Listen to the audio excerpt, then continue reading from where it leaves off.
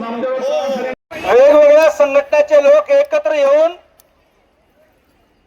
महाराष्ट्राचे मुख्यमंत्री, महाराष्ट्राचं सरकार आणि त्या खात्याच्या मंत्र्यांना स्वतंत्रपणे निवेदन देऊन आपल्या प्रलंबित मागण्यांच्या पाठपुरावा करण्यासाठी आपण या ठिकाणी आलेलो आहोत. आपल्याला घरी करमत नाही, चला आपण जाऊन मजा करून नागपूरला म्हणून आलेले नाही आहोत. आपलं पोट जळतंय म्हणून आपण या ठिकाणी आलेलो आहोत. पण दुर्दैव असं, ज्यांच्याकडे जाऊन आपलं म्हणणं रितसर सांगायचंय, लोकशाही मार्गाने सांगायचंय, शांततेच्या मार्गाने सांगायचंय, ते सत्ताधारी मात्र अतिशय माजोरी आहेत. माजलेले आहेत. तर या कामगारांच्या, कष्टकऱ्यांच्या प्रश्नासंबंधी थोडी सुद्धा सहानुभूती नाही. आपण त्यांच्या छतावर बसून याच मार्गाचा अवलंब करून आपल्याला आपले प्रश्न सोडून घ्यायचे. आता तुमच्या वतीला 2-3 शिष्टमंडळ त्या ठिकाणी गेली, पोलीसच्या मार्फत गेली आणि तिथे गेल्यानंतर ते शहाणी मंत्रीबाई म्हणते 2-2, 3-3 या. काय लावलंय? काय कुणाविषयी तुम्ही बोलता? आणि म्हणून आपल्याला आयटकवाल्याला, लाल झेंडेवाल्याला पुन्हा संघर्ष केल्याशिवाय, आंदोलन केल्याशिवाय आणि यांना ठिकाणावर आणल्याशिवाय गत्यंतर नाही. सध्या तरी आपल्याकडे हाच कार्यक्रम आहे. एक वेळ अशी येण्याची शक्यता आहे की मंत्र्याला पलटा बैल थोडी होईल, त्यांना चड्डी आवरणं अवघड होईल. लोक खवळले, लोक रस्त्यावर उतरले तर त्यांचा आवाज बंद होईल. पण आपण अजूनही डॉक्टर बाबासाहेब आंबेडकरांनी दिलेल्या संविधानाप्रमाणे लोकशाही मार्गाचा अवलंब करून आम्ही तुमच्याकडे येतो.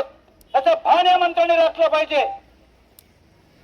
आणि तुमचं जर भान सुटत असेल तर माफ करा, हा कर्मचारी, ही महिला भगिनी, हा कष्टकरी माणूस सुद्धा तुम्हाला भाड्यावर आणल्याशिवाय राहणार नाही, हा सांगण्यासाठी हा मोर्चा आहे.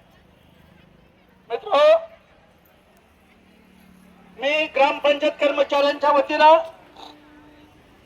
निवेदन घेऊन प्राध्यापक तानाजी ठोंबरे, सखाराम दुर्गुडे यांच्या सहित रीतसर डेलिगेशन घेऊन गेलो. आम्ही आमच्या ग्रामपंचायत कर्मचाऱ्यांच्या संबंधामध्ये दस्तूर खुद्द जयकुमार गोरे, आता काय कोणाची विचारलं मला, तर तुमचा मंत्री कोण आहे? ते मला जयकुमार गोरे. मला काही उपयोग नाही. ते मला का? पण त्यांचा मेंदू गुडघ्यामध्ये आहे. असे मंत्री तिथे बसले नाही. आम्ही जयकुमार गोरेच्या सातारा जिल्ह्यामध्ये आंदोलन केलं. 8 दिवस बेमुदत धरण आंदोलन केलं. 15 सप्टेंबरला प्रचंड मोर्चा काढला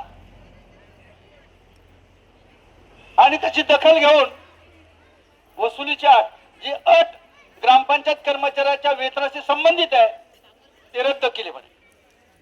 त्याच्यामध्ये शिथिलता दिली.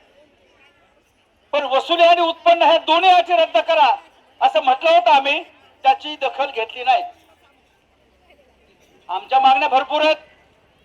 किमान वेतनाचा प्रश्न आहे, राहणीमान भत्त्याचा प्रश्न आहे, 10% आरक्षणाप्रमाणे आम्हाला शासकीय सेवा जाण्याचा मुद्दा आहे, वसुली आणि उत्पन्नाच्या अट रद्द करण्याचा मुद्दा आहे.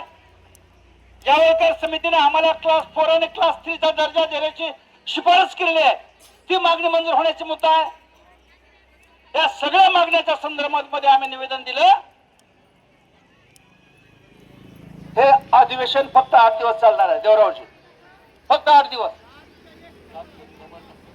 7 दिवस जनतेच्या पैशाची धुळधाण आहे, धुळधाण आहे. आणि म्हणून आम्ही त्यांना प्रपोजल दिला आणि त्यांनी मान्य केलं ग्रामपंचायत कर्मचाऱ्यांच्या वतीनं की ह्या सगळ्या ढीगभर मागण्या आहेत ज्या शासनाच्या पातळीवर प्रलंबित आहेत. किमान वेतनाचा मुद्दा आहे जो फक्त तुम्ही बोलले ना आम्ही सांगितलं तुम्ही ऐकलं हे सोडून देऊन चालणार नाही. त्याच्यामध्ये काहीतरी मिनिट्स लिहिले गेले पाहिजे, अंमलबजावणी झाली पाहिजे. तर त्यांनी ग्रामपंचायत कर्मचाऱ्याच्या संबंधामध्ये येत्या 8 ते 10 दिवसामध्ये सचिव पातळीवर या सगळ्या मागण्याच्या संदर्भामध्ये बैठक लावण्यात येईल आणि प्रश्नाचा निपटारा करण्यासाठी मदत करण्यात येईल अशा प्रकारचं त्याने आम्हाला सांगितलेलं आहे.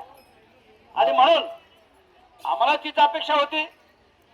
तो मंत्री किती शहाणा आहे आम्हाला माहित होतं, त्याला त्यातलं काहीच कळत नाही. सचिव असल्याशिवाय, त्या ग्रामविकास खात्याचे कक्ष अधिकारी असल्याशिवाय, उपसचिव असल्याशिवाय त्याला बोलता येणार नाही. आणि म्हणून आम्ही ते ऑप्शन त्याला दिलं आणि त्याप्रमाणे बैठक होणार आहे. ग्रामपंचायत कर्मचारी जे कोणी या ठिकाणी उपस्थित आहेत त्यांना माझं नम्र निवेदन आहे, येत्या 8 ते 10 दिवसामध्ये जर बैठक लागली नाही तर पुन्हा एकदा महासंघाच्या वतीनं बैठक घेऊन जो निर्णय येईल, जे आदेश येतील त्याची अंमलबजावणी आपण करावी. आणि आता आपण हे आमच्या भगिनी समवेत तुम्ही 4-5 हजाराच्या संख्येने या ठिकाणी आलात. तुमचं मनपूर्वक अभिनंदन, आभार मानतो ग्रामपंचायत कर्मचारी महासंघाच्या वतीनं. आणि माझ्यानंतर कॉम्रेड तानाजी ठोंबरे एक 5 मिनिटं बोलतील अशी मी त्यांना विनंती करतो. हे पहा, कोळसा कितीही उघडला तर कसा होतो, काळा होतो. आता कोळसा उघडलेला आहे ह्याने. हे सरकार काय लायकीचं आहे, आपले प्रश्न किती जीवना मरणाचे आहेत, किती तीव्र आहेत, आपण किती अडचणीत येतो, आपण पुन्हा पुन्हा येतो. पुन्हा पुन्हा येणाऱ्या ह्या सरकारला फक्त संविधानाला 75 वर्ष झाली याचा उत्सव फक्त करता येतो. पण संविधानामध्ये कामगाराला, नागरिकाला, शेतकऱ्याला, स्त्रियांना जे मूलभूत अधिकार डॉक्टर बाबासाहेबांना दिलेले आहेत ते अधिकार पालन करण्याच्या बाबतीमध्ये हे शून्य आहे. हे लबाड लांडगे आहेत. फक्त तोंडानं संविधानाचा जय जयकार करतात आणि कष्टकरी, शोषित, दलित माणसांच्या मागण्या वर्षानुवर्ष टेपरत राहतात. आता आमचे सहकारी, आमच्या संघटनेचे नेते नामदेवराव यांनी आता आपल्या पुढे रिपोर्टिंग केलं. त्यानंतर आम्ही असं ठरवलं, त्याच्यावर शिक्कामोर्तब करू आम्ही महासंघाच्या कार्यकारिणीमध्ये. त्यांनी सांगितलेल्या मुदतीमध्ये जर बैठक लागली नाही तर आम्ही असं आत्ता ठरवलंय, त्याच्यावर शिक्कामोर्तब करायचं आपल्याकडून. तो शिक्कामोर्तब करताना आम्ही असं सांगतोय आपल्याला की इथून पुढे होणारं आंदोलन ते कार्यकारिणीचे